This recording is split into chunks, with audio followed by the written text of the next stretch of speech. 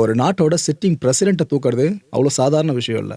அதுவும் உலகத்திலேயே oil reserve prove பண்ணப்பட்ட அதிகமானது அப்படின்னு கண்டுபிடிக்கப்பட்ட ஒரு நாடு. அப்பேற்பட்ட நாட்டோட தலைவர் மேலே கை வைக்கணும்னா தனி கட்சி வேணுங்க.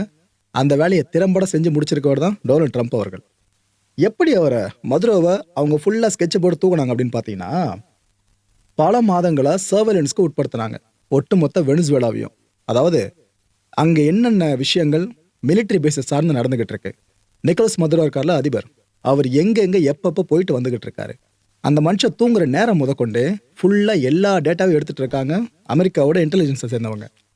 இதுக்கப்புறம் ஸ்பை பண்ணுற வேலையை ரொம்ப தீவிரமாக ஆரம்பித்த கையோடு அக்யூசேஷன்ஸை முன்வைக்க ஆரம்பித்தாங்க. யார் மேலே? மதுரோ மேலே. இது போல் அமெரிக்காக்குள்ளே நிறைய போதைப் பொருள் புழக்கம் வந்துகிட்டு இருக்குப்பா. இதுக்கு தலைவனே மதுரோ தான்.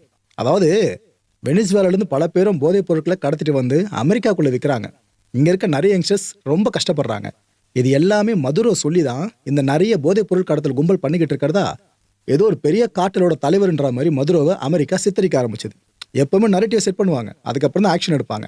அப்போதான் உலக நாடுகள் கொஞ்சம் வாயை மூடிட்டு இருக்கோம் அப்படின்னு சொல்லிட்டு அதை கரெக்டாக ஆரம்பிச்சாங்களா. இந்த மிஷனை பார்த்தீங்கன்னா அமெரிக்கா ஆன்டி ட்ரக் மிஷன்ற மாதிரி தான் உலகத்துக்கு பிரகடனப்படுத்தினாங்க.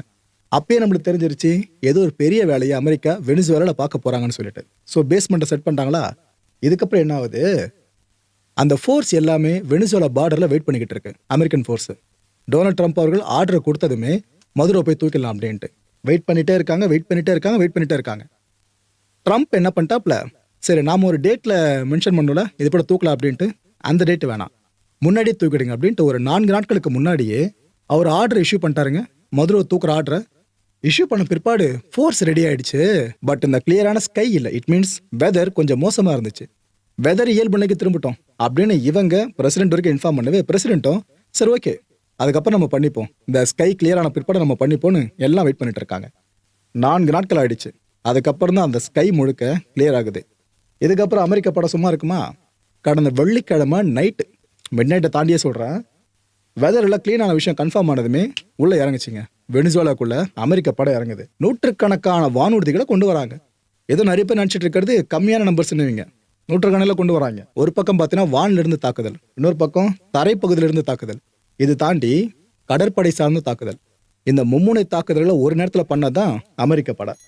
கிட்டத்தட்ட 2 மணி நேரம் 20 நிமிஷங்கள் வரைக்கும் இந்த அசால்ட் நடந்துகிட்டு இருக்காங்க. F-35 ஜெட்ஸ் இருக்குல்ல, இதை வச்சு தான் வெனிசுவேலாவோட ஏர் டிஃபென்ஸ் சிஸ்டமை அடிச்சு காலி பண்ணுது அமெரிக்க படம்.